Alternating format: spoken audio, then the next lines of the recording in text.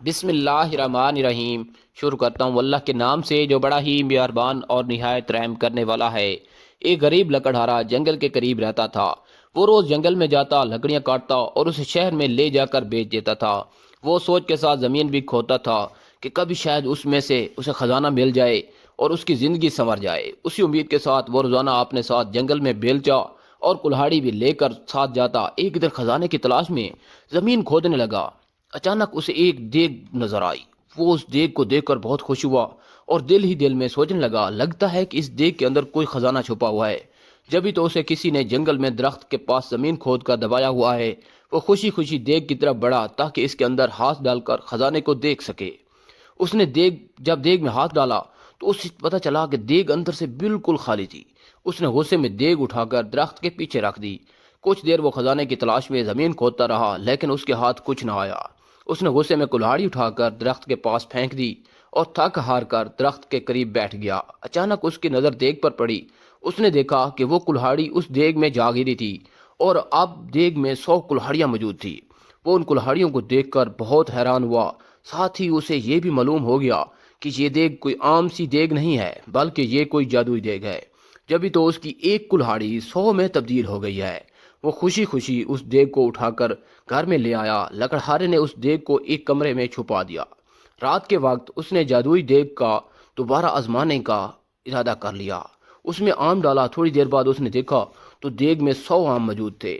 اب تو اس کا یقین پختہ ہو گیا کہ یہ واقعی کوئی جادوئی دیگ ہے۔ اس دیگ سے سونے کے سکے وغیرہ نکال کر انہیں بیچتا رہا اور امیر آدمی ہو گیا۔ امیر آدمی ہونے کے بعد وہ دوسرے غریبوں کی مدد کرتا تھا۔ اس کے پاس اگر کوئی غریب شخص آتا تھا وہ کبھی اسے خالی ہاتھ نہیں لوٹاتا تھا۔ یہی وجہ ہے کہ وہ ملک بھر میں اپنی سخاوت کی وجہ سے مشہور ہو گیا۔ اسی کے اچانک امیر ہو جانے اور جادوئی دیگ کی کہانی ہر جگہ پھیل گئی۔ اس ملک کے بادشاہ کے پاس بھی اس جادوئی دیگ کی خبر پہنچی۔ بادشاہ لالچی تھا۔ اس کے پاس اپنا بہت زیادہ خزانہ موجود تھا۔ اس کے باوجود اسے خزانے کی ہوس تھی۔ اس نے سوچا کہ یہ جادوئی دیگ اگر اسے مل جائے تو اس کے خزانے میں مزید اضافہ ہو جائے گا۔ اس کے ساتھ ہی بادشاہ نے حکم دیا کہ لکڑہارے اور اس کی دیگ کو محل میں لایا جائے۔ خادم گئے اور بادشاہ کے حکم کی تکمیل کی اور لکڑہارے کی دیگ سمیت پکڑ کر محل میں لے آئے۔ لکڑہارے سے بادشاہ نے وہ دیگ لے لی اور اس کا معائنہ کرنے لگا۔ اچانک وہ اپنے قدم نہ سنبھال سکا اور اس کا پاؤں دیگ میں جا پڑا۔ اب جادوئی دیگ کی وجہ سے 100 بادشاہ نکل آئے۔ ایک جیسے 100 بادشاہ میں ایک اصلی بادشاہ موجود تھا، باقی جادوئی تھے۔ وہ سب دیگ کے حصول اور لالچ کی وجہ سے ایک دوسرے سے لڑنے لگے۔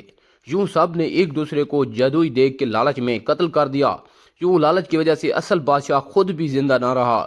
لکڑہارے نے خاموشی سے اپنی جادوئی دیگ اٹھائی اور اسے لے کر اپنے گھر چل دیا۔ پیارے بچوں، لالچ کرنا بری بات ہوتی ہے۔ اگر کسی کے پاس آپ سے زیادہ اچھی چیز موجود ہے تو آپ اس سے زیادہ حسد نہ کریں، بلکہ جو کچھ آپ کے پاس موجود ہے اس پر اللہ تعالیٰ کا بے حد شکر ادا